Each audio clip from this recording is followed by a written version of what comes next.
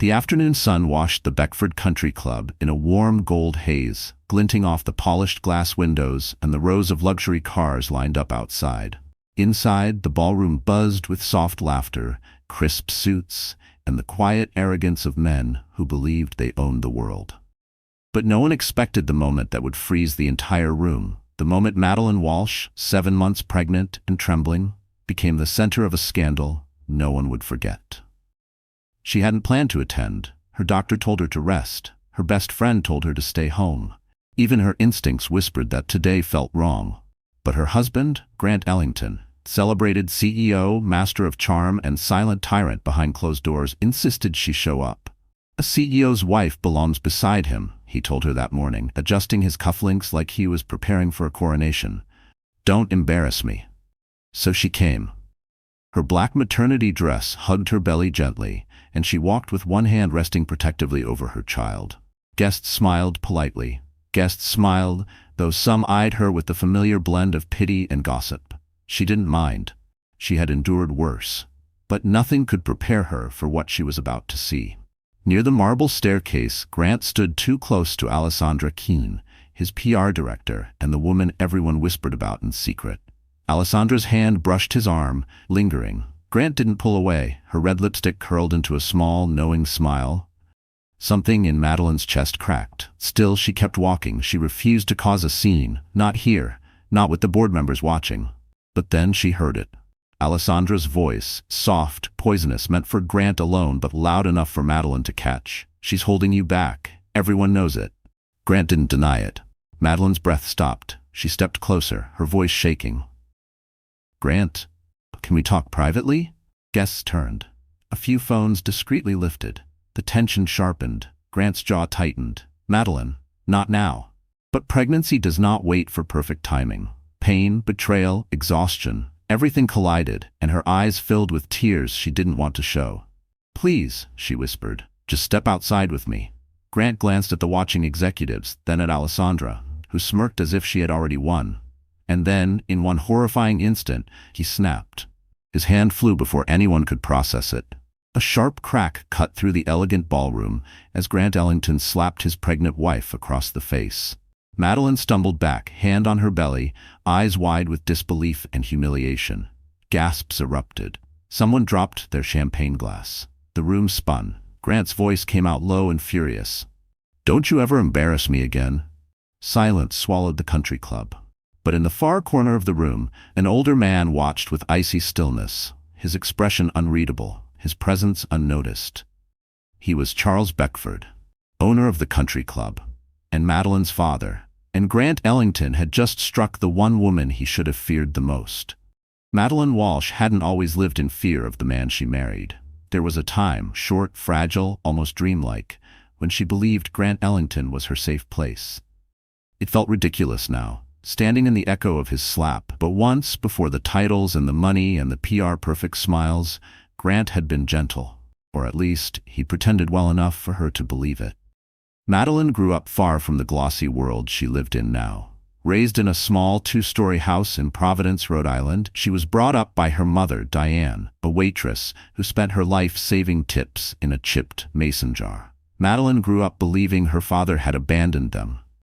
A shadowy figure her mother never described except to say, he loved you in his own complicated way. She never pushed for more. She never expected to have him. So she learned early to take care of herself. When she turned 20, she moved to New York with nothing but a second-hand laptop, a suitcase missing a wheel, and a dream of becoming an elite event planner. She worked at small weddings first, then corporate conferences, then luxury galas where the chandelier alone cost more than her childhood home. Her work became her identity, her pride, her proof that she could survive. Then came Grant. He arrived like a tailored storm. Handsome, polished, confident in a way that made lesser men shrink. He noticed her at a tech philanthropy fundraiser, approached her with a smile that felt warm at the time, and asked if she believed in fate. Back then, she laughed. Back then, he made her feel seen. He didn't hit her then. He didn't belittle her yet. Power works slowly, like water wearing down stone. Their whirlwind romance swept her into a penthouse life she never asked for but tried to embrace. She learned the names of wines she couldn't pronounce, sat through dinners where people talked about stocks instead of souls, and forced herself to smile even when she felt invisible. But when she became pregnant, the shift was unmistakable. Grant began controlling what she ate, where she went, who she spoke to. He told her she was too emotional, too fragile, too unfocused. He said her pregnancy made her sloppy, and he needed someone stronger beside him for his IPO year. She should have left then. But she had no family except her mother, who passed away 2 years earlier. No siblings, no one to return to. Grant made sure she believed she was alone. Isolation is one of the most dangerous weapons a controlling husband can wield. Still, Madeline wasn't weak. Every morning she looked in the bathroom mirror and whispered to her unborn child, "I'll protect you, no matter what." It was her promise, her anchor. And on the day of the country club gala, despite the heaviness in her chest, she reminded herself she was a professional. She had organized events 10 times larger than this. She understood etiquette. She understood restraint. She could handle a room full of titans. What she couldn't handle was betrayal. When she saw Alessandra's fingers brush Grant's sleeve, when she saw the familiarity in that smile, something inside her cracked, not from jealousy, but from the realization that Grant never wanted a wife. He wanted a prop. And when his hand struck her, hard, public, humiliating, Madeline felt something deeper than pain. She felt the truth. She had married a man who would rather destroy her than be exposed. But what Grant didn't know, what no one knew, was that Madeline Walsh was not the abandoned girl she believed herself to be. She had a father. A powerful father. A father who had finally found her. And after witnessing his daughter fall to the floor, pregnant and shaking, Charles Beckford would not stay silent much longer. Beckford Country Club wasn't just a golf course with polished floors and manicured greens. It was an entire world built for the powerful. Old money families held court under its chandeliers. New money CEOs strutted through its marble hallways, hoping proximity alone would elevate them. Political strategists whispered deals near the terrace. Even the waitstaff carried themselves with an air of quiet respect. After all, the club was older than several of the politicians who dined there. Madeline had planned hundreds of luxury events in New York, but nothing compared to this place. The moment she stepped inside that afternoon, she felt the weight of it. The velvet walls, the soft classical piano drifting from the lounge, the air perfumed with expensive cologne and aged whiskey. A place like this didn't tolerate scandal. A place like this didn't forgive failure. And this was exactly why Grant insisted she attend. "Optics," he told her that morning, tightening his tie in front of their penthouse mirror. "The board wants to see a united front. This club is where the real decisions happen. Don't mess this up." Mess this up. As if she had ever been the weak link. The ballroom where the gala was held shimmered under crystal chandeliers imported from Vienna. A long table held champagne flutes arranged in perfect rows. The walls were lined with portraits of former presidents, tech pioneers, and philanthropists. People Grant idolized, men he desperately wanted to impress. To him, this club was a symbol of arrival. It meant he belonged among the elite. Madeline knew better. Luxury wasn't about the building, it was about the people who controlled the keys. And she sensed that Grant didn't truly belong here, not in the way he pretended. He was tolerated, not welcomed. Admired from afar, yes, but not respected. Still, he strutted through the space like he owned it. She followed him, one hand on her belly, the other wrapped around her small clutch. Grant didn't slow his pace for her. He never did. Being 7 months pregnant meant nothing to him if it conflicted with his need to appear strong, decisive, untouchable. She recognized a few faces, tech billionaires she once coordinated events for, an actress she'd seen in a Chanel campaign, 2 board members of Ellington Systems. They greeted her politely, but their eyes shifted quickly to Grant, the real star of the moment. Pregnancy, it seemed, erased a woman's identity in rooms like these. As the evening unfolded, Madeline noticed something she hadn't expected. People weren't gravitating toward Grant. Instead, they drifted around him, polite but distant. Conversations ended when he approached. Smiles tightened. Something in the air felt off. Then she heard fragments of whispers. "Is his IPO stable? I heard rumors about internal conflict. Ellington is under SEC watch again." Grant pretended not to hear them. Madeline did.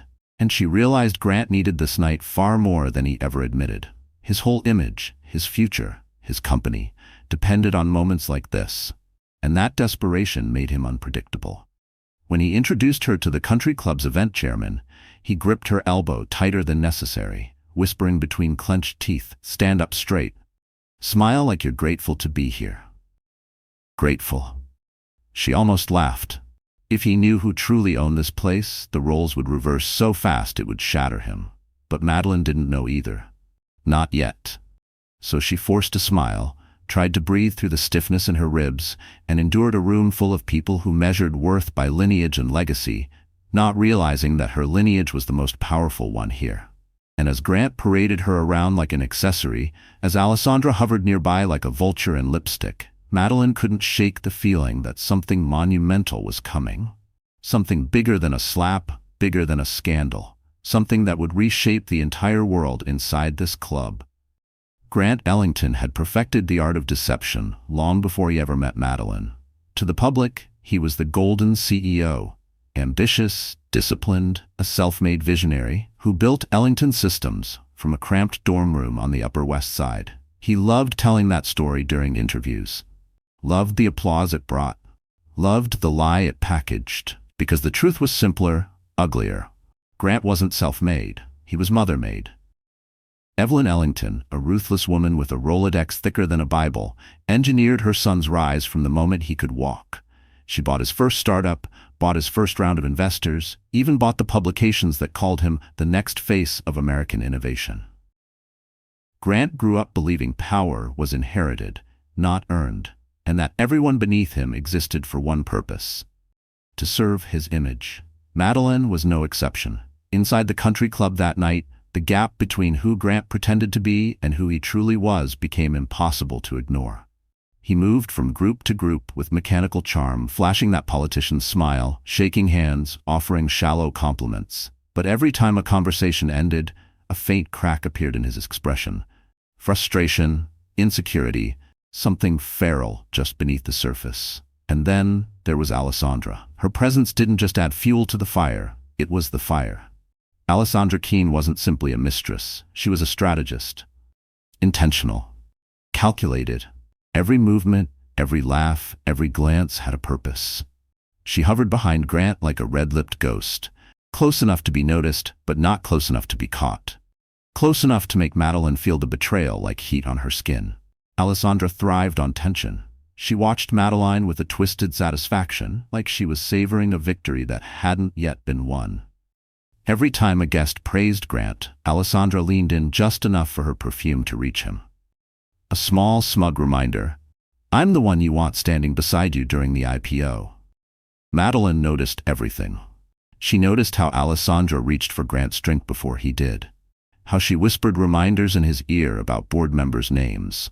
How Grant leaned closer to her than he ever leaned toward his own pregnant wife. But what hurt most wasn't the affair itself. It was the way Grant looked at Alessandra. The confidence, the ease, the hunger. He had never looked at Madeline that way. Not even in the beginning. She tried to ignore the tightness in her chest, tried to focus on her breathing, on her child. But something darker unfolded before her eyes. She overheard Alessandra speaking to a venture capitalist near the Champagne Tower. "Grant's going to announce new leadership after the IPO." Alessandra cooed, twirling the stem of her glass. "He needs a stronger team, a stronger partner." A stronger partner. Madeline felt her stomach drop. The pieces clicked. Grant wasn't planning to leave her quietly. He was planning to erase her publicly. And suddenly, thousands of moments made sense. The financial restrictions he imposed, the concerns he expressed about her mental state, the therapist he forced her to see, the documents she found on his desk titled Crisis Management Scenarios. He wasn't just cheating, he was preparing to destroy her. As Madeline's pulse raced, Grant approached her again, Alessandra trailing behind him like a shadow. His expression shifted the moment he saw Madeline's eyes, red and trembling. "What now?" he muttered under his breath. "Don't start." But for the first time, Madeline wasn't afraid of him. She was afraid for herself, for her child, for the future Grant was trying to take away. Behind them, a chandelier glimmered like a crown of glass, and Madeline suddenly felt the room closing in, every whisper, every glance, every false smile tightening around her throat. She knew she had walked into a trap. She just didn't realize yet that Grant's downfall had already begun, because someone far more powerful was watching, and he wasn't about to let his daughter suffer alone. The ballroom buzzed with polished conversations and the faint tinkling of champagne glasses, but Madeline barely heard any of it. Her world had narrowed to the pulse in her ears, and the way Grant's hand kept resting on Alessandra's lower back, territorial, intimate, disrespectful in 20 different ways. Each gesture was a needle, and she was running out of skin. She didn't want a confrontation. All she wanted was to leave quietly, breathe fresh air, go home and cry in peace. But Grant never let her make simple decisions. When he saw her edging toward the hallway, he barked her name across the room, loud enough for the nearest tables to pause. Heads turned. Conversations faltered. "Madeline, come here," he ordered, waving her over the way one might summon a waitress. Her cheeks burned, but she obeyed, because the alternative was a scene, and scenes only ever made things worse. She stopped beside him, hands clasped over her belly. "Grant, I'm not feeling well," she said softly. "The baby's kicking too hard. I need to sit." He cut her off with a strained smile for the surrounding guests. "My wife tends to exaggerate," he said with a laugh that wasn't a laugh. "Pregnancy makes her dramatic." A few women exchanged looks. A man cleared his throat. Madeline swallowed hard. "Grant, please." And then Alessandra stepped closer, voice dripping with honeyed venom. "Maybe she should go home. She looks overwhelmed." Madeline's breath hitched. Alessandra's smile widened with cruel amusement. Something snapped. "Grant," Madeline said again, louder. "I need to leave. I'm telling you I'm not okay." Grant tensed, his jaw flexed. He hated being challenged publicly, even gently. A few board members glanced over, sensing tension. Someone raised their phone subtly, not recording yet, but ready. Grant leaned toward her, voice low and sharp. "You're ruining this night for me." "This isn't about you," she whispered. "What did you just say?" "It's not about you," she repeated, quieter this time. "It's about our baby." Alessandra gave a tiny scoff, like she'd been waiting for the line. Grant didn't hesitate.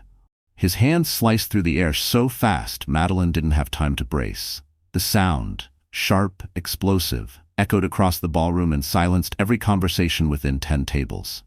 The force knocked her slightly off balance, her feet stumbling, one hand flying to her cheek while the other instinctively shielded her belly. Gasps erupted. A woman covered her mouth. A man cursed. A server froze mid-stride, eyes wide. The world tilted. The room blurred. Grant's face twisted with anger. "Don't you dare make a scene in front of these people."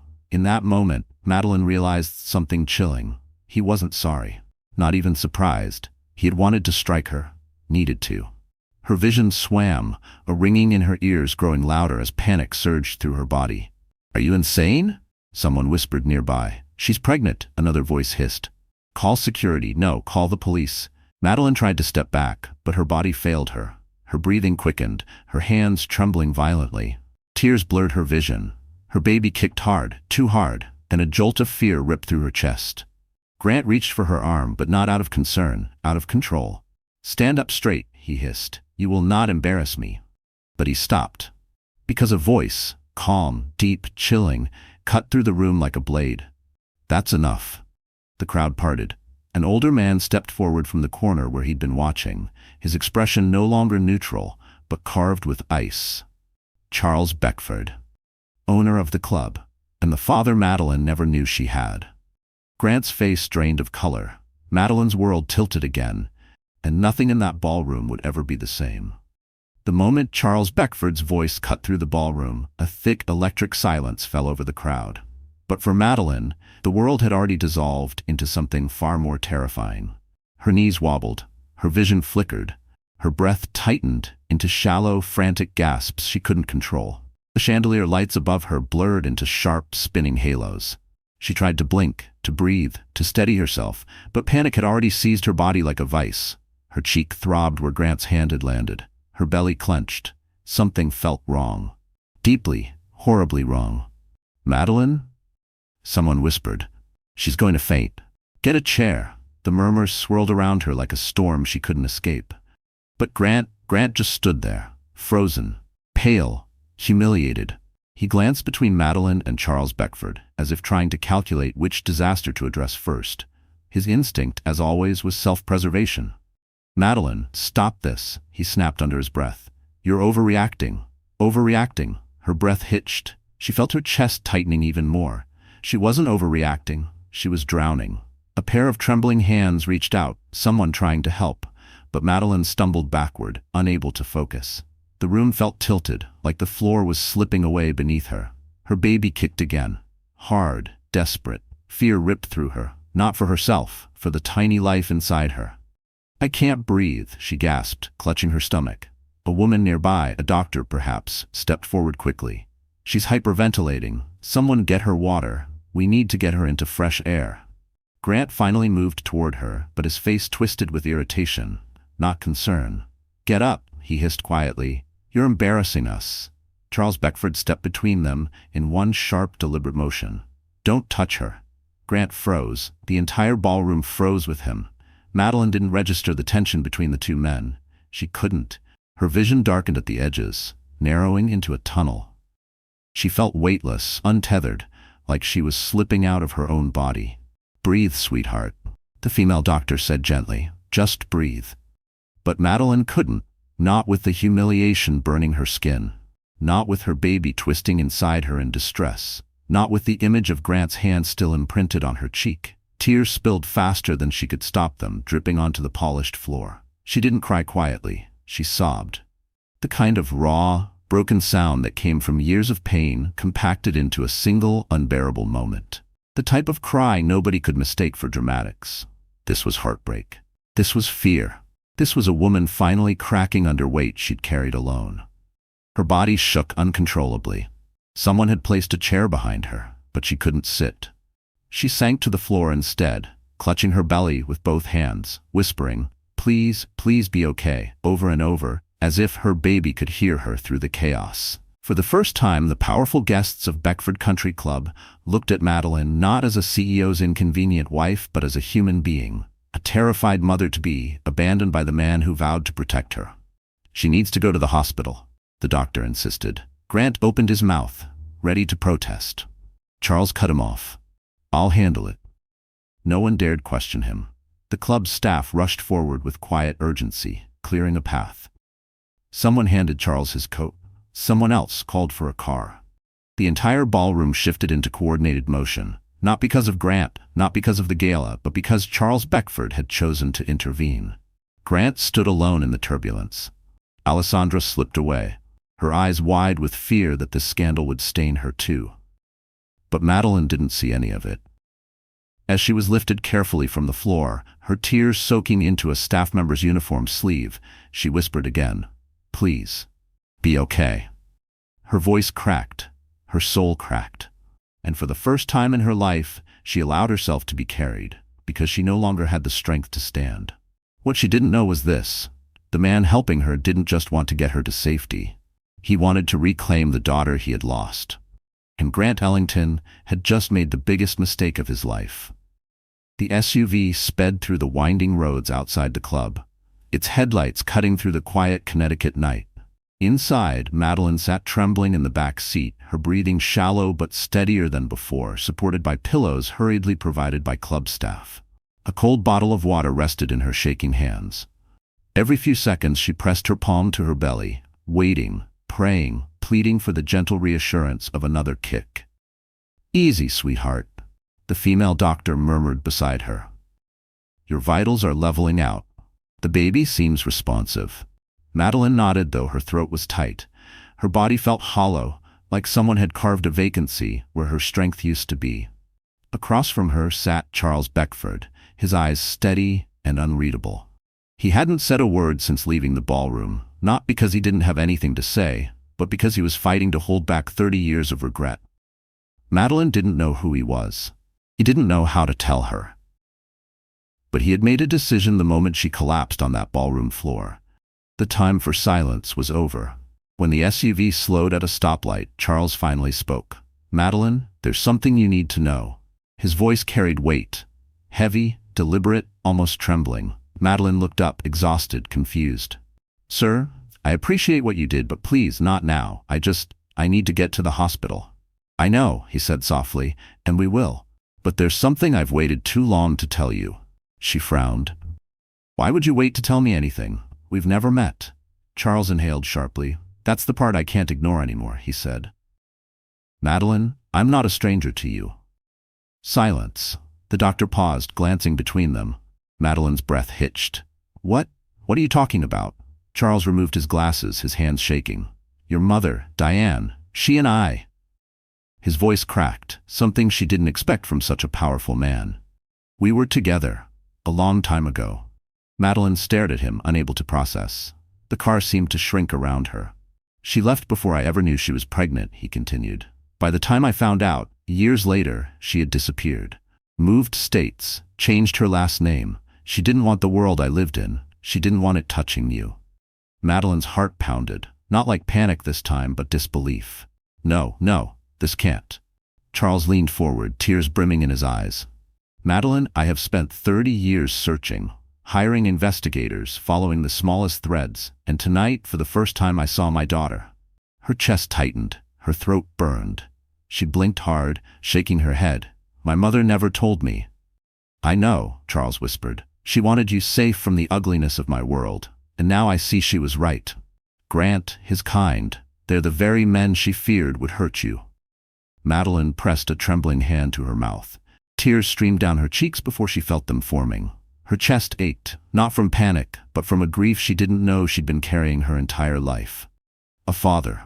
A real father. A man who hadn't abandoned her. A man who had spent decades trying to find her. "Why?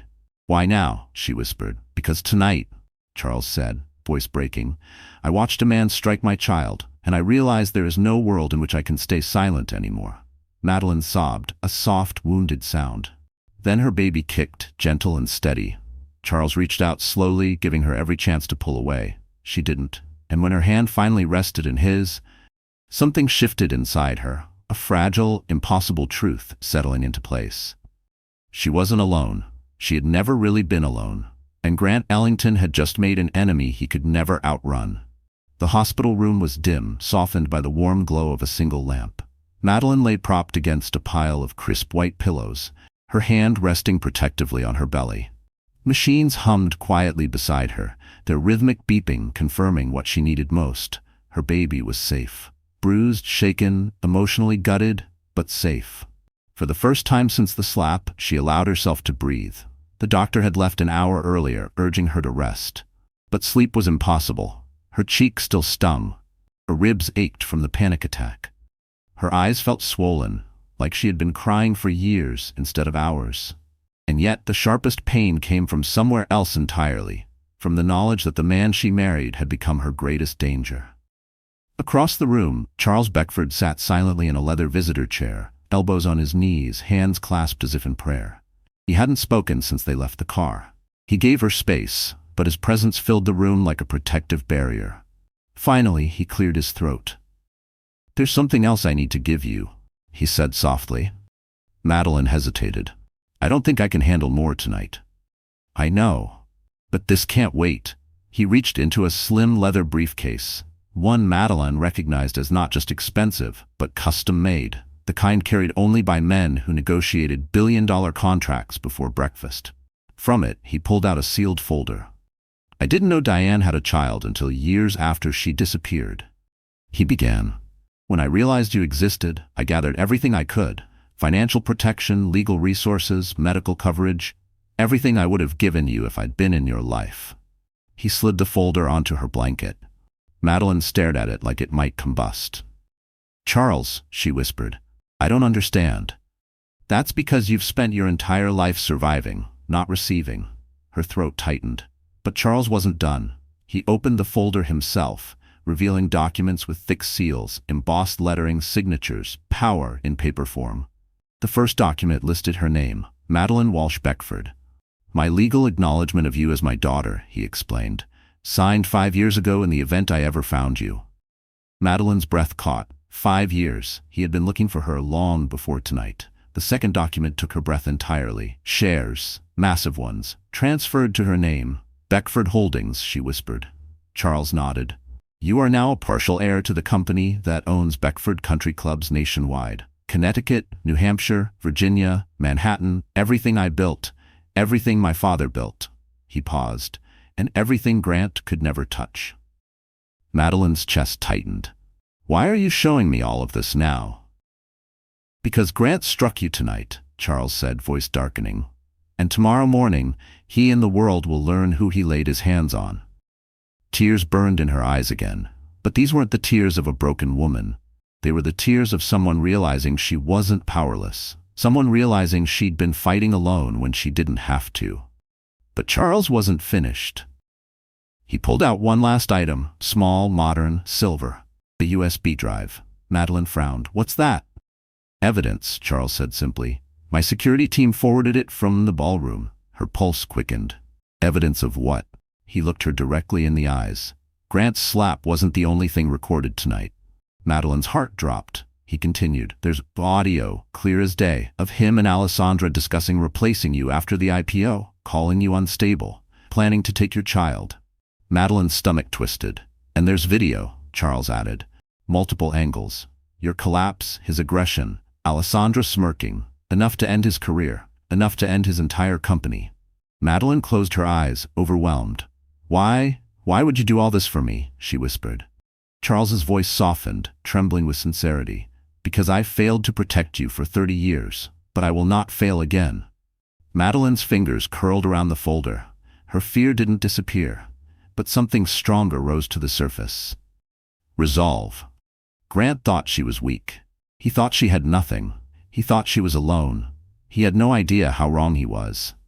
Morning sunlight spilled through the hospital window, gentle and warm, but Madeline woke with a heaviness that made her chest ache. For a moment, she didn't move. She let the stillness settle. Her mind flashed through the night, the slap, the panic, the truth about her father, the folder full of power she never asked for but desperately needed. Her cheek still throbbed when she touched it. A bruise had begun to bloom across her skin, soft purple blending into angry red. She didn't recognize the woman staring back at her from the mirror beside the bed. But maybe that wasn't a bad thing. Charles returned mid-morning with coffee, fruit, and a surprising gentleness for a man known for striking fear in boardrooms. He didn't hover. He simply lowered himself into the chair beside her bed and waited for her to speak. "I don't know how to do this," she whispered eventually, her eyes on the bruise. "Any of it. I've spent years making myself small so Grant wouldn't explode. I don't know how to be someone who fights back." Charles exhaled slowly. "You don't have to be someone else. You just have to stop giving him permission to define you." The truth hit her like a soft punch to the heart. She looked down at her hands, shaking, tired, scratched faintly from the fall. These were the same hands that built careers, coordinated galas, soothed clients, planned weddings for women who lived the lives she once envied. She had been strong before Grant, stronger than he ever realized, and now she had someone in her corner. Family. Blood. A legacy she never knew she belonged to. Charles nodded toward the leather folder on the bedside table. "Everything you need to protect yourself and your child is in there, but how you move forward, that's up to you." For the first time in months, maybe years, Madeline felt a spark. Small, fragile, but real. "I want to stand up," she whispered. Charles's eyes softened. "Then let me help you." He called in a nurse, then a stylist he trusted. Within an hour, Madeline found herself being carefully moved into a private recovery suite, equipped with a vanity, plush seating, and enough space to breathe without feeling watched. A soft robe replaced the hospital gown. A warm blanket wrapped around her shoulders. The stylist, a woman named Jenna with kind eyes and a measured voice, approached gently. "I'm here to help you feel like yourself again," she said. "Or whoever you want to become from today on." Madeline blinked back tears. "I don't know who she is yet." "That's okay," Jenna replied. "Most rebirths start with not knowing." She worked slowly, detangling Madeline's hair, washing it with lavender-scented shampoo, drying it until it shone softly around her shoulders. She applied a thin layer of foundation, gentle enough to avoid the bruise but strong enough to cover the swelling. She shaped Madeline's eyebrows, added a natural tint to her lips, and brushed a warm glow over her cheeks. Not glamour, not vanity, restoration. When Madeline finally looked into the mirror again, What she saw wasn't a victim. It wasn't the terrified woman from the ballroom floor. It was someone new, someone who had suffered, broken, collapsed, but somehow survived. She touched the mirror lightly, her voice barely above a whisper. "I want to finish this." Charles stepped forward. "Then we will." Madeline nodded, inhaling softly as her baby kicked, steady, soothing, like a reminder she wasn't fighting alone. She wasn't just preparing for revenge, she was preparing to reclaim herself. Her name, her power, her future. Grant Ellington had created a storm, but Madeline Beckford was learning how to wield one. And soon, the world would see the difference. Grant Ellington woke up the next morning with the kind of headache only humiliation could create. Even before opening his eyes, he felt it. The heavy throb behind his temples, the sour twist in his stomach, the lingering echo of gasps from the ballroom. He told himself the scandal would blow over. It always did. Money fixed problems. PR teams erased memories, and powerful men like him didn't fall over something as minor as a marital dispute. But the moment he unlocked his iPhone, the delusion shattered. Notifications exploded across the screen. 12 missed calls from the board. 8 from Alessandra, 3 from his mother, all in capital letters. A dozen news alerts. 1 message from his PR manager: "We have a problem." Grant's blood ran cold. He clicked the first news link. And there it was, a blurry video clip taken from the ballroom, already circulating faster than a wildfire. A woman's shocked gasp, the sharp echo of a slap. Madeline stumbling, clutching her belly. Grant lunging toward her with anger twisted into his features, and someone screaming, "She's pregnant, get help." Grant felt the breath leave his lungs. "No, no, no, no," he whispered, fingers tightening around his phone. It wasn't high quality, but the audio was unmistakable. The entire ballroom had witnessed it, and now so had the entire internet. He scrolled to the comments, his heartbeat pounding louder with each one. "Who hits a pregnant woman? Cancel him. Arrest him, now. This is the CEO of Ellington Systems? Hope she takes everything he has." Grant cursed and threw his phone onto the bed. This wasn't supposed to happen. He was the CEO. He controlled the narrative, not the other way around. He rushed to dress, expensive suit, crisp collar, Rolex, but even the armor of wealth couldn't steady his shaking hands. He needed to get ahead of this. He needed to speak to Alessandra. He needed to fix it. As he stormed into the living room, Alessandra was already there, pale, frantic, pacing like a trapped animal. "Grant, this is bad," she snapped. "Really bad. The board is furious. They said the IPO could be delayed." He grabbed her shoulders. "Listen to me. We spin this. We say Madeline is unstable, emotional, that she provoked." Alessandra pulled away, eyes wide with panic. "That won't work anymore." "Why not?" She swallowed hard. "Because someone leaked audio." Grant froze. "What audio?" Alessandra looked sick. "Us, talking about replacing her, after the IPO, calling her unstable, taking the baby." Grant felt the floor drop out from beneath him. "Leaked by who?" he demanded. I don't know," she stammered. "But the board has it. They've scheduled an emergency meeting. They told me not to come in." Grant grabbed his phone again, his fingers trembling. Another message popped up. From the chairman: "Your access badge has been disabled. Report for a disciplinary review at 3 p.m. The blood drained from his face. He tried calling the chairman, no answer. He tried calling his mother, straight to voicemail. He tried calling the board, ignored. He felt trapped, cornered, exposed. For the first time, Grant realized he wasn't in control. Someone else was. He paced the room, chest heaving. "Who did this?" he yelled. "Who the hell is behind this?" Alessandra hesitated. "Grant, there's something else." He turned slowly. "What?" "I overheard 2 board members talking this morning. They said the club owner, Charles Beckford, is connected to Madeline." Grant blinked. "Charles Beckford? The Charles Beckford?" Alessandra nodded. Grant's stomach twisted with dread. "And they said he's furious." Grant sat down heavily, cold sweat sliding down his back. Suddenly, everything made sense. The security footage, the audio leak, the immediate coordinated response. The board's silence, the PR failure. This wasn't a scandal. This was a takedown. Orchestrated by a man far more powerful than him. A man he didn't even know existed. A man who had every reason to destroy him. Grant covered his face with both hands. "What have I done?" he whispered. The answer was simple. He had struck the wrong woman. And her father was coming. The hospital smelled like antiseptic and quiet hope when Talia Monroe arrived. Sharp heels clicking down the hallway. Her tailored navy suit, crisp and immaculate, despite being called in before sunrise. As Madeline's best friend since college and one of Manhattan's most formidable divorce attorneys, Talia was the kind of woman who walked into a room and instantly bent the air around her. But the moment she saw Madeline sitting upright in the private suite, hair brushed, bruise concealed, eyes red but no longer broken, Talia's breath softened. "There she is," she said gently, "my girl rising from the ashes." Madeline couldn't hold back the trembling smile. "Barely." "Barely is still rising," Talia said, pulling her into a careful hug. Charles Beckford stood near the window, hands clasped behind his back. His presence radiated quiet authority. He didn't interrupt. He simply watched the reunion with a mix of warmth and sorrow, grieving the years he'd missed while silently promising he wouldn't miss one more. Talia stepped back, her expression shifting into business mode. "All right," she said. "Let's get started. We're going to burn Grant alive, but legally, elegantly, and with receipts." Madeline exhaled shakily. She loved Talia for this exact reason. Charles gestured toward the folder on the table. "She has everything she needs, but she shouldn't open this battle alone." "Good," Talia said, "because the board is panicking, Grant is spiraling, and the internet is already stitching together timelines. This is the perfect storm, and we control the lightning." Madeline looked between them. "What exactly do we have?" Charles opened the folder. "Every piece of evidence you need to end this marriage," he said, "and end him." Talia pulled out the USB drive.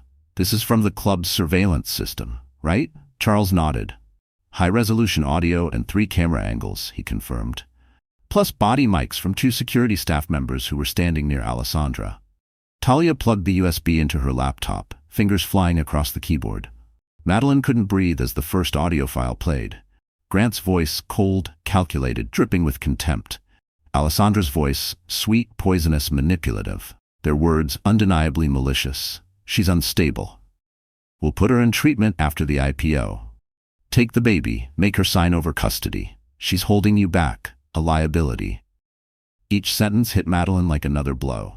Talia's jaw tightened. Charles's hands curled into fists. "This alone," Talia said, "destroys Grant's IPO, his public image, his custody claims, and any argument that he is a stable parent." Charles wasn't finished. He opened another document, a pristine, legally notarized copy. The prenup, signed by both Madeline and Grant. But the kicker? Grant's signature was accompanied by a handwritten clause he had forgotten he wrote. "In the event of misconduct, abuse, or public scandal caused by Grant Ellington, Madeline Walsh retains full marital assets and sole custody without contest." Talia let out a low whistle. "He's done. Completely done. He can't fight this." Madeline stared at the page, stunned. "Why? Why would he sign this?" Charles answered, voice low. "Because when men like Grant want to impress a woman, they promise the moon. He thought he'd never need to honor it." Talia nodded. "Well, lucky us. His arrogance is now our strongest weapon." A knock sounded at the door. A nurse peeked in. "Miss Walsh? You have another visitor. He asked if he could check on you." Madeline frowned. "Who?" The door opened wider, and in walked Ethan Radcliffe, her former college friend, now a rising interior designer with soft brown eyes and a quiet steadiness she once admired more than she ever admitted. He carried a small bouquet of pale roses. His eyes landed on her bruise, and his breath caught. "Madeline," he whispered, "tell me who did this." The room fell silent, because for the first time in a long time, Madeline realized she wasn't just gathering allies, she was gathering an army. Ethan Radcliffe had always carried a quiet kind of strength. Nothing loud, nothing showy, but the type that made people instinctively trust him. When he stepped into Madeline's hospital suite, the whole room seemed to settle, as if even the walls recognized the safety he brought with him. He didn't rush to her. He didn't overwhelm her with questions. He simply stood there, bouquet in hand, eyes soft and furious all at once. "Madeline," he breathed, voice cracking at the sight of her bruise. "I came as soon as I heard. Are you all right?" Madeline swallowed hard. "I will be." Ethan moved closer, but gently, giving her every chance to pull away. When she didn't, he knelt beside her bed, placing the roses carefully in her lap. "You don't have to talk about anything until you're ready," he said. "Just tell me how I can help." Madeline blinked back tears. She remembered him from college so clearly, his calm laugh, his steady encouragement, his refusal to let her doubt herself. She remembered the way he looked at her back then too, like she was more than enough. But she also remembered leaving New York for Grant, abandoning her friendships, and letting her life become smaller and smaller until Grant's shadow swallowed everything. She never expected Ethan to reappear. Certainly not now. Talia cleared her throat gently. "Ethan, right? I'm Talia Monroe, Madeline's attorney." Ethan stood and shook her hand. "I know who you are. Madeline talked about you all the time." Talia smirked. "Good. That means she didn't lie when she said she had great taste." Charles Beckford approached next, extending a hand. "Charles?" Ethan paused, polite but confused. "Nice to meet you, sir. Are you family?" Madeline's breath caught. Charles answered softly, "I am now." Ethan processed that with surprising grace, nodding once, not probing further. His focus remained on Madeline, and something about that steadiness made her heart ache. But while Madeline found unexpected support, the world outside the hospital was turning into a battleground. Halfway across the city, Alessandra Keene was spiraling. Her apartment looked like a storm had ripped through it. Clothes scattered, wine glasses overturned, her MacBook glowing with dozens of tabs filled with articles about the scandal. Every headline might as well have been a dagger. Ellington under fire. Video shows CEO striking pregnant wife. IPO in jeopardy.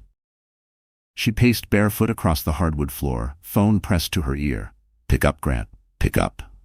He didn't. He hadn't answered in hours, and the board had already sent her a warning letter, thinly disguised as temporary leave. She knew what that meant. She'd seen enough corporate cleanups to recognize the pattern. They were preparing to sacrifice her. She threw her phone onto the couch and let out a frustrated scream. "How could this happen?" she whispered, hands shaking. "How did everything fall apart overnight?" Then her eyes narrowed. There was only one explanation. Madeline. That meek, quiet, too-kind wife had turned into a threat, one Alessandra never saw coming.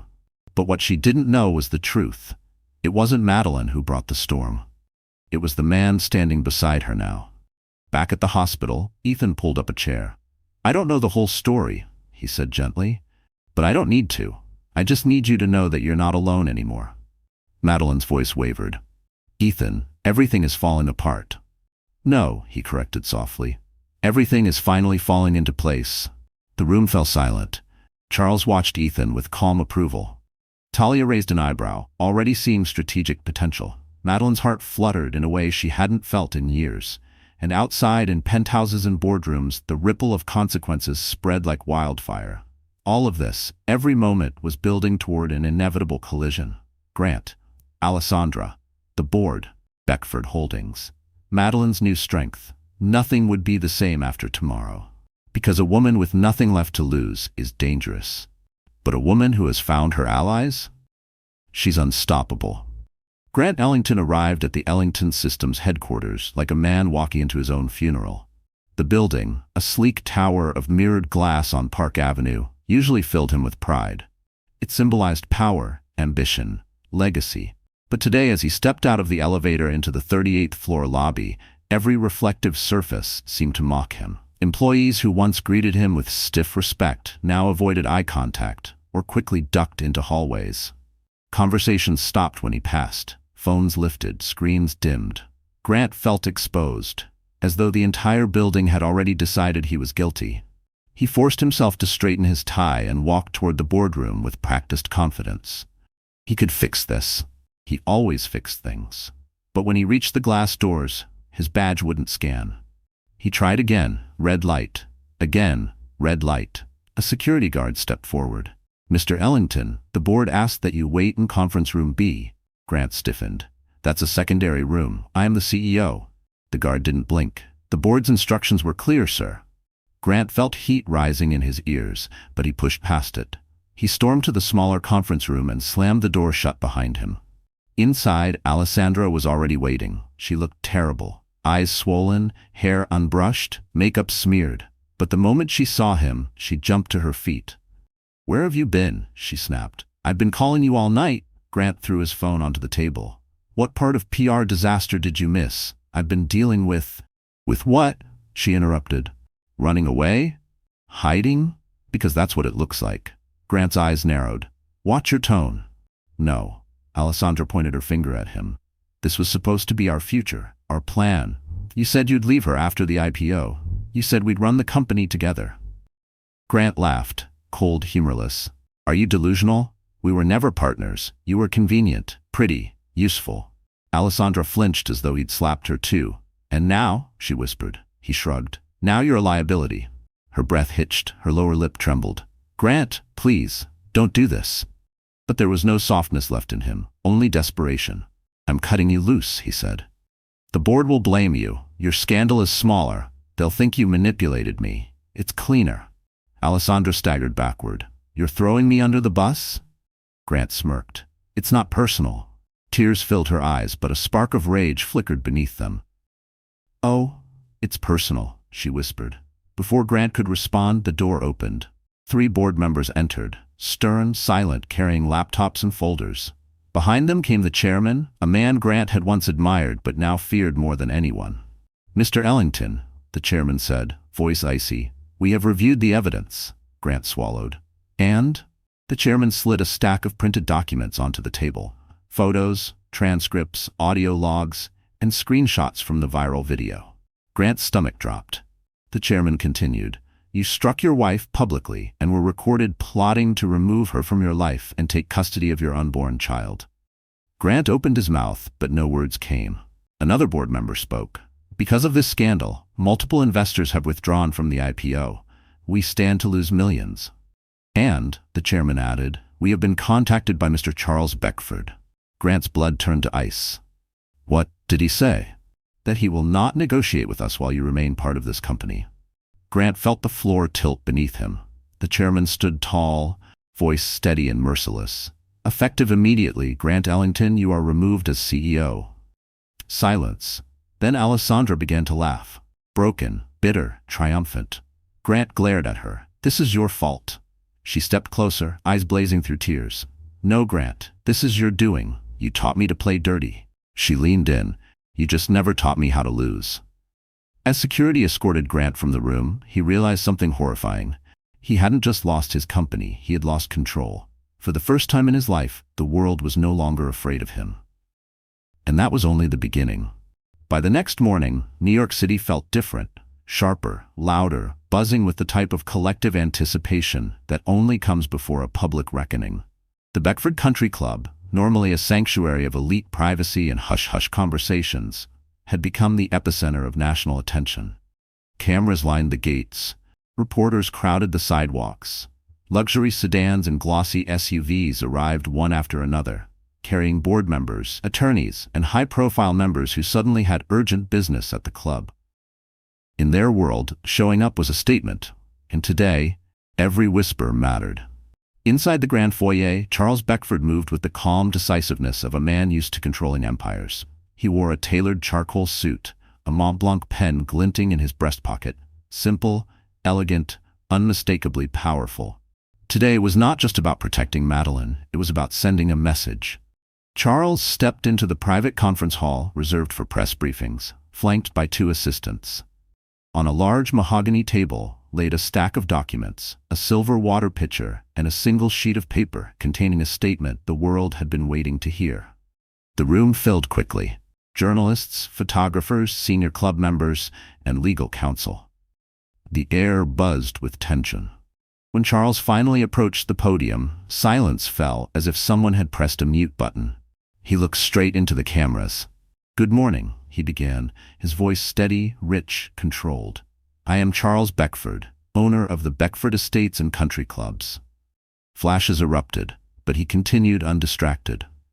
I am issuing an official statement regarding the incident that occurred in our Connecticut venue 2 nights ago involving Mr. Grant Ellington and his wife, Mrs. Madeline Walsh. He paused, just long enough to let the gravity settle. I was present when Mr. Ellington struck his pregnant wife across the face. Gasps swept through the room, though the world had already seen the video.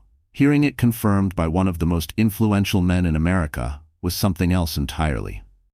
Charles continued. This was not only a violent act, but an act of moral corruption, ego, and cruelty. And it happened inside my establishment, in front of witnesses, during an event meant to celebrate leadership. He lifted a paper. The Beckford Country Club is officially banning Mr. Ellington and Miss Alessandra Keene from all properties, effective immediately and permanently. Reporters nearly tripped over each other trying to raise their microphones. And in accordance with club policy, Charles added, their memberships, privileges, and affiliations will be revoked. They are no longer welcome on Beckford grounds. A reporter shouted, Mr. Wov Beckford, are you doing this because of your connection to Madeline Walsh? Charles didn't flinch. Yes, he answered plainly. A rippling shock ran through the room. She is my daughter, he stated, and she will be protected. Chaos erupted. Flashes, voices, overlapping questions. Charles raised a single hand and the room quieted instantly. Let me be clear, he said, voice deepening. This is not vengeance.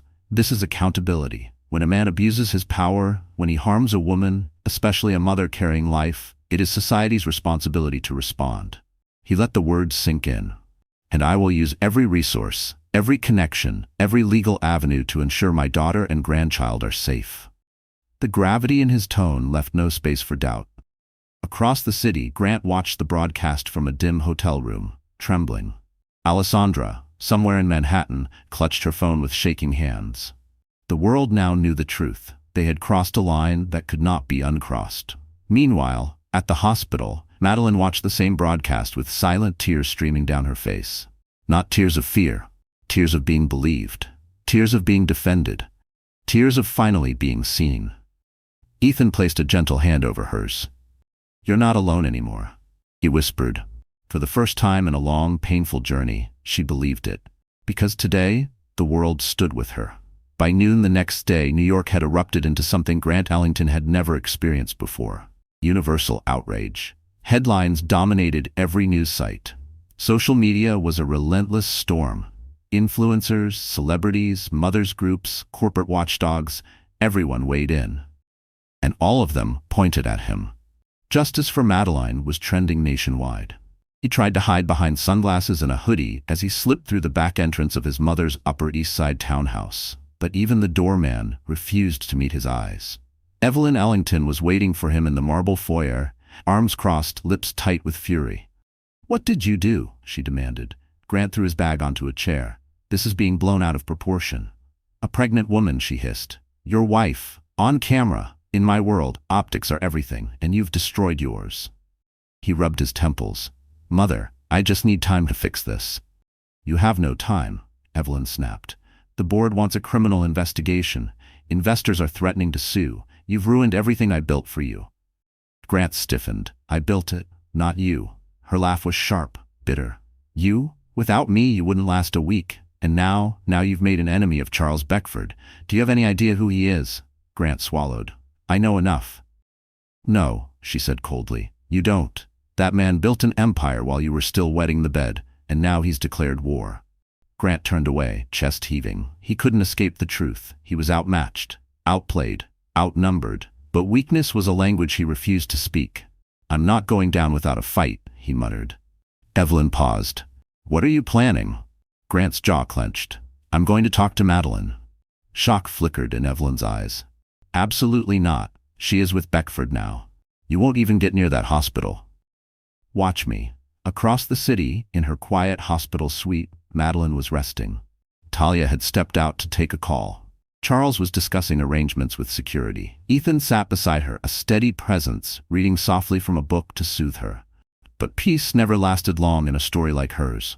A sharp knock jolted them. Ethan stood instantly. Who is that? Before anyone could answer, a voice came from the hallway, nervous, shaky. It's Grant. I need to speak to my wife. Madeline felt her heart stop. Her breath shortened. Memories of his slap, his threats, his rage surged back in waves. Charles stepped forward, anger simmering beneath the surface. You are not welcome here. Grant ignored him. I have a right to see her. No, Ethan said sharply. You lost that right the moment you put your hands on her. Grant's eyes narrowed at Ethan, jealousy flaring. Who the hell are you?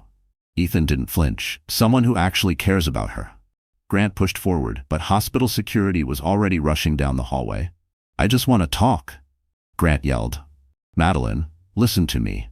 Madeline's voice cracked. Please, please don't let him in. That was all Charles needed. He stepped into the hallway, towering over Grant, voice low and lethal. You have caused my daughter enough harm. You will not set foot in this room. Grant's composure finally shattered. She's my wife. She carries my child. Charles's eyes turned to steel. You lost both the moment you chose violence. Grant took a step back, breathing hard. You think you can take everything from me? No, Charles said calmly. You did that yourself. Security closed in. Grant realized he was outnumbered, outpowered, and out of options. With a final, trembling glare toward the door, he spat, "This isn't over." Then he was escorted away, down the hallway, past nurses and patients staring with disgust, out of the hospital he would never enter again. Inside the suite, Madeline broke. Not from fear, but from relief. The nightmare was ending. But the war? The war was only beginning. The hospital discharged Madeline 3 days later, but she didn't return to the penthouse she once called home. That place had never been hers.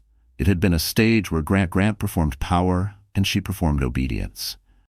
Instead, Charles arranged for her to stay at the Beckford estate in Connecticut, a sprawling lakeside property surrounded by pine trees and stillness.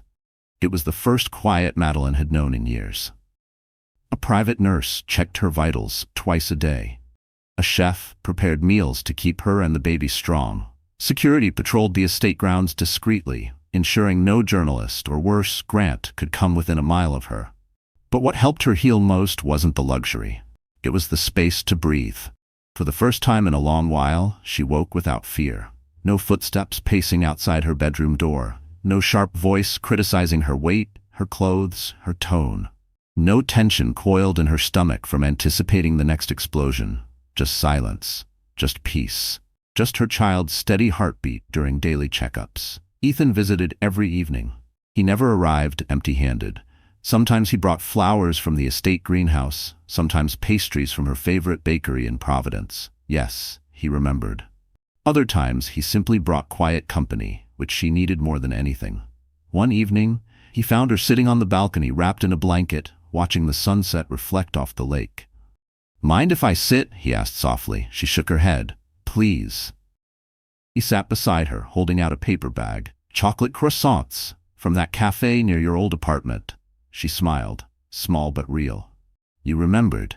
"I remember everything about you," he said, then quickly cleared his throat, embarrassed by his own honesty. Madeline felt warmth spread through her chest. Not romantic yet, not overwhelming, just gentle, safe. Exactly what she needed. They sat in comfortable silence until Ethan spoke again. "I don't want to overstep," he began carefully. "But I'm proud of you." Madeline frowned. "For what?" "For surviving," he said. "For choosing yourself. For standing up even when you were shaking." Her eyes stung. Tears slipped down her cheeks before she could stop them. Ethan didn't move closer. He didn't touch her. He just let her cry, because he understood that sometimes the greatest comfort wasn't fixing the pain, it was witnessing it. "I'm scared," she whispered. "Every second, I'm scared. What if Grant tries something else? What if he finds a way to take everything from me? What if?" Ethan gently interrupted. "You have your father, you have Talia, you have the truth, and you have a strength you don't even see yet." Madeline looked down at her hands. Steady now, no longer trembling. Maybe he was right. Maybe she wasn't as broken as she thought. Maybe she was rebuilding. The next morning, Charles joined her for breakfast on the terrace. The lake shimmered. Birds chirped in the tree line. "I have something for you," he said, sliding a manila envelope across the table. Madeline hesitated. "More documents?" "Something better," Charles replied. Inside was a deed. "To this property?" she whispered. "No," Charles said. "To your own home." She looked up, stunned. "A cottage on the north edge of the estate. Private, safe, yours. No conditions, no expectations, just a place for you and your child." Madeline covered her mouth, tears welling again, different this time. Tears of gratitude, tears of rebirth. "I don't know how to thank you," she said. "You don't have to earn family," Charles replied. "You just have to let us love you." In that moment, surrounded by the gentle morning light, something inside her shifted. This wasn't the temporary refuge of a broken woman. This was the beginning of a new life. A life where she was protected. A life where she was valued. A life where she would no longer walk alone. And in the distance, Grant Ellington's empire continued crumbling.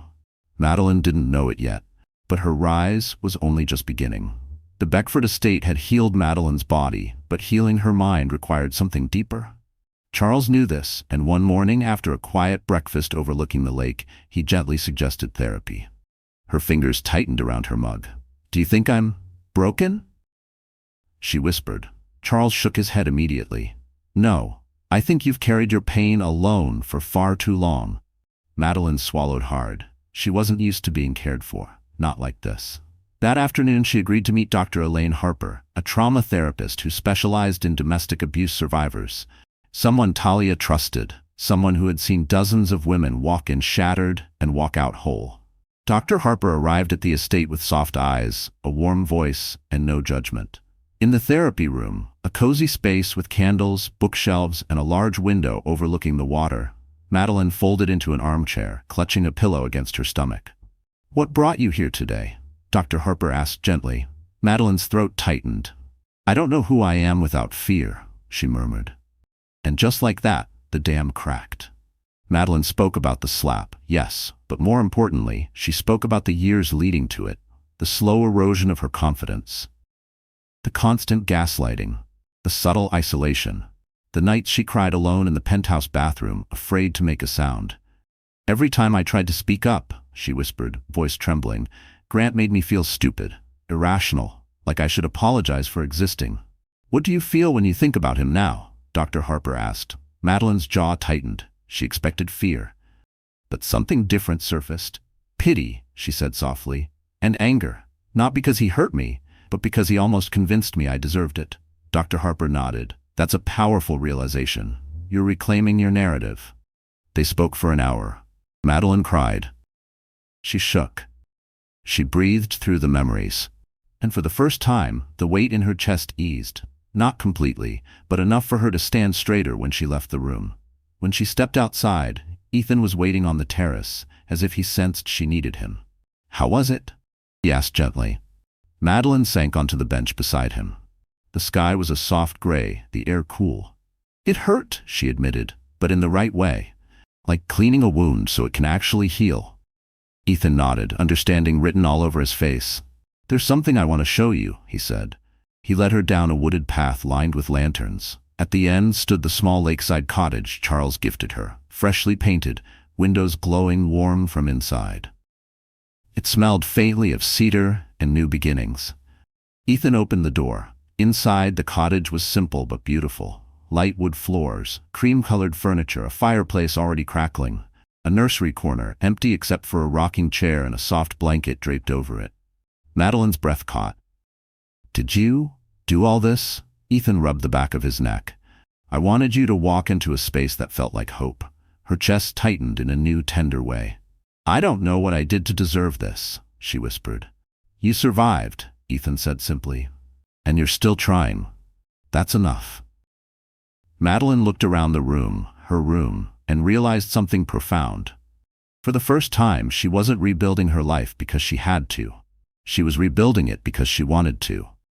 Later that evening, she stood at the cottage window watching the lake shimmer under the moonlight. Her hand rested on her belly, feeling her child's steady movements. "Baby," she whispered, "we're gonna be okay." Outside, the wind rustled the trees like an answer. She wasn't just surviving anymore. She was healing, growing, becoming someone stronger than she had ever imagined. Tomorrow, bigger battles would come. But tonight she allowed herself to breathe. Grant Ellington had always believed he was untouchable. Even in the early days of the scandal, even as headlines multiplied and investors withdrew, he clung to the illusion that he could claw his way back. He told himself people forgot. He told himself the world forgave. He told himself he was smarter, faster, harder to destroy. But illusions are fragile things. And on the morning his legal summons arrived, escorted by 2 federal agents, Grant discovered just how quickly a kingdom built on fear could crumble.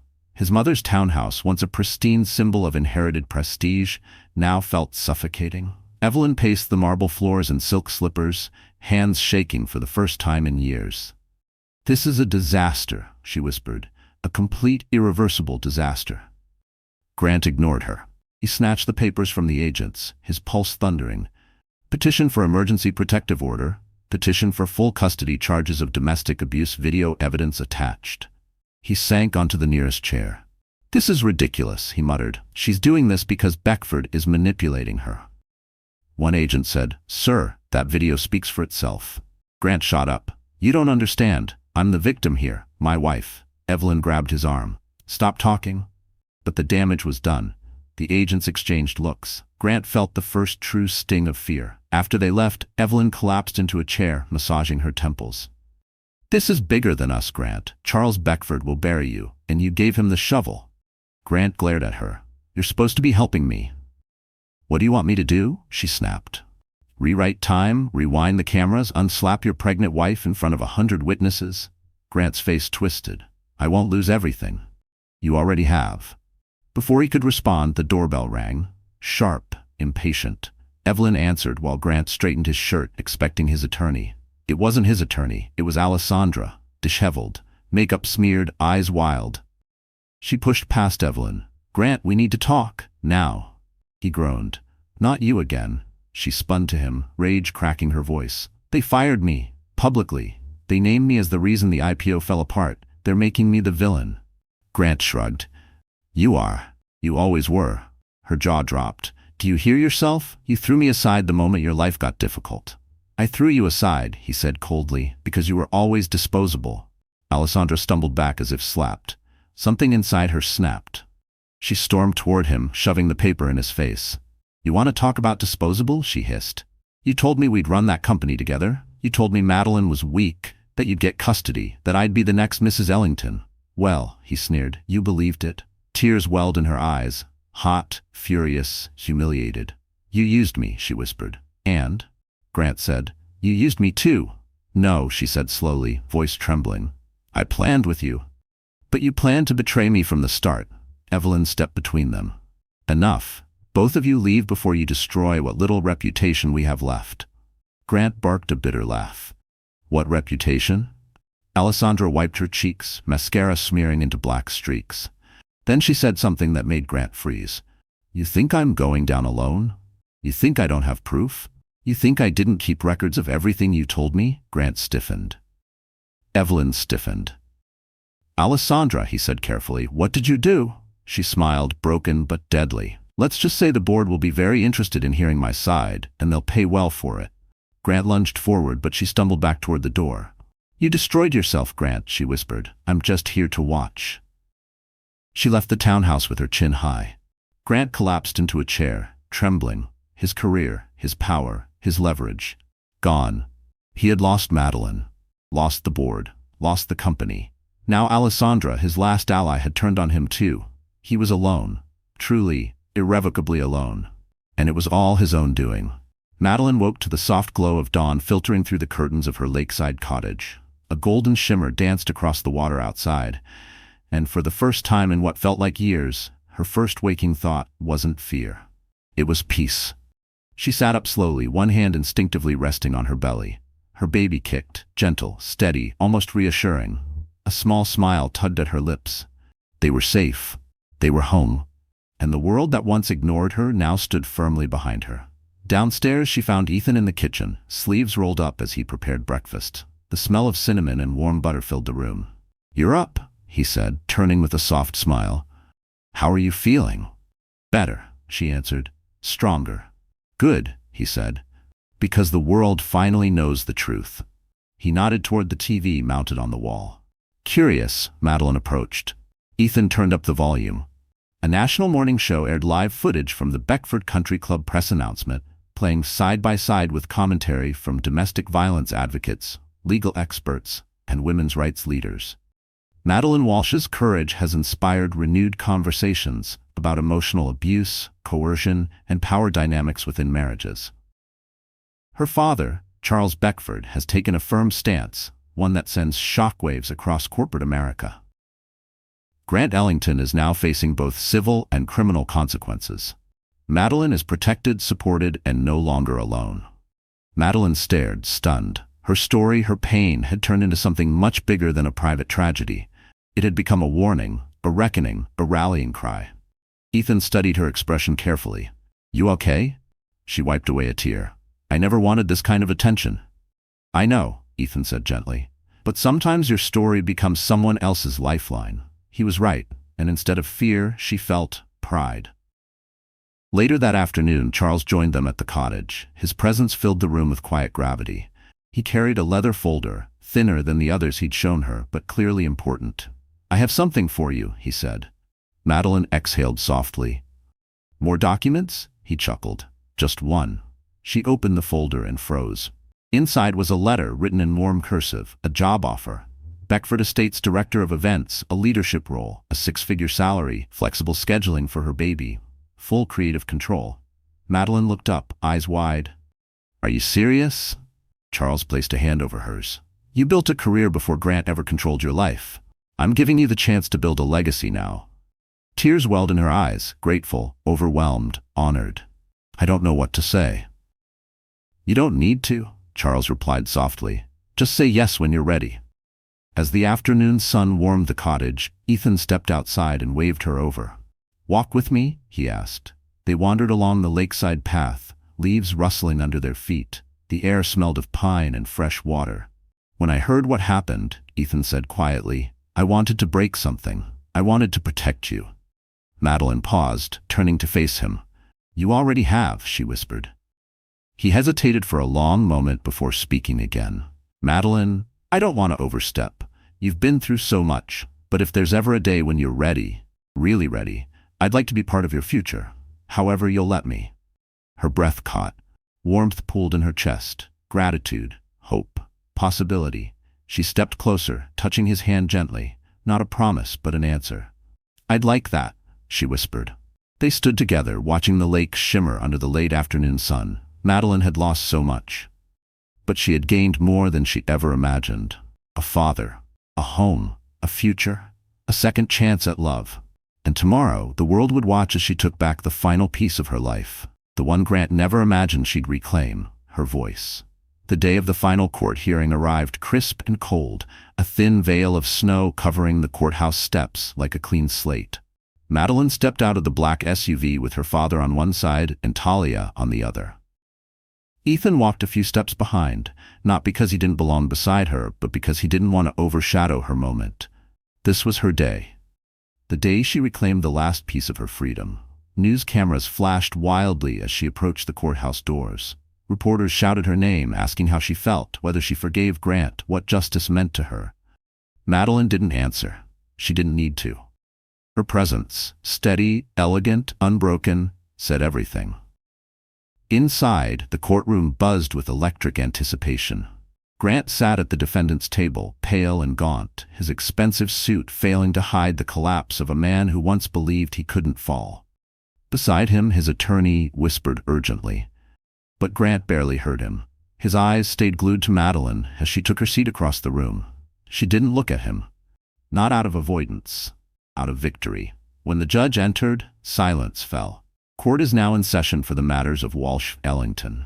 Talia rose first, presenting the evidence with surgical precision. The audio recordings, the video footage, the testimony from witnesses, and the prenup clause that sealed Grant's fate. Grant's attorney objected, twisted words, attempted to paint Madeline as unstable. But every argument fell flat under the weight of the truth. When it was Madeline's turn to speak, she stood slowly, placing one protective hand over her belly. "Your Honor," she began, her voice steady but warm. "For years I believed my silence kept the peace. But silence doesn't stop violence. It feeds it." Grant's jaw tightened. Madeline continued. "My husband controlled my life. He isolated me. He belittled me. And the night he struck me in that ballroom, he proved he was willing to do worse." A tear slipped down her cheek, but she didn't wipe it away. "I'm not here to hurt him. I'm here to protect my child, my future, and every woman who thinks suffering in silence is her only option." The courtroom held its breath. Even the judge seemed moved. Grant was finally called to speak. His voice cracked with desperation. "Madeline, please, we can fix this. You don't have to do this." But she met his eyes for the first time and said, with quiet finality, "I already did." The judge spoke clearly and without hesitation. "Based on the overwhelming evidence, this court grants Madeline Walsh full custody. The protective order stands. Mr. Ellington is stripped of visitation rights until further evaluation, and due to the terms of the prenuptial agreement, all marital assets revert to Mrs. Walsh." A collective gasp rippled through the room. Grant's world collapsed in real time. Evelyn Ellington covered her mouth. Grant froze, his eyes hollow.